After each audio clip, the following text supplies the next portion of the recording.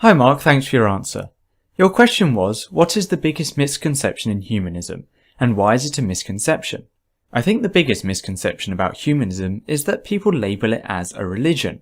Superficially, I can see why this is. It's a worldview with a handful of unifying ideas, with members and an organisation. And humanists are often associated with Unitarian churches, especially in America, which do still have some religious trappings. It also has a lot of the optimism associated with modern liberal religions. Humanists will often talk about the moral nature of humans, how we can work together to achieve things, the importance of empathy, etc.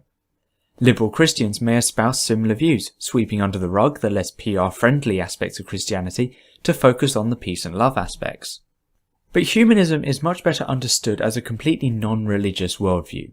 Think about the defining features we tend to put on religion, at least in the Western world. You've probably thought of God, prayers, rituals, messianic heroes, prophets, scriptures, religious leaders, churches or mosques, divinely given instructions, and maybe more. Now certain religions will emphasize, de-emphasize, or sometimes even remove some of these aspects, but they're pretty common. Humanism doesn't really have any of these. You've probably realised by now that God is not involved, but it fails on all the other points as well. Humanist meetings feature no prayers or rituals. We just tend to have talks about issues going on in the world, like how religious beliefs might impact the health service, for instance. There's no messiah in humanism or prophets. There are people whose work we often refer to because they are interesting to read, but they are by no means definitive. We build on and refine their ideas, merge ideas from different traditions, and indeed form our own view of them. And while some of these sources may claim a divine source for the ideas they're writing down, we also draw on those who are simply writing their observations of the world and forming ideas. One thing that can be seen either as an upside or a problem with humanism is that there's no real leadership.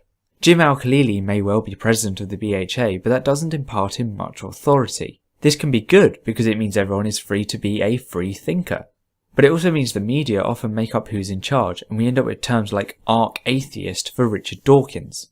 Now I don't see how a movement as naturalistically and rationally based as humanism can really be considered a religion.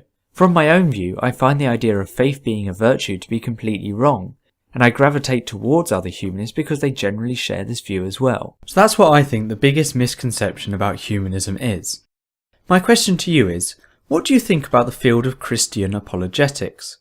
If God does exist, why does he require apologists to try and prove his existence? This will be my final question to you as we start wrapping up this series.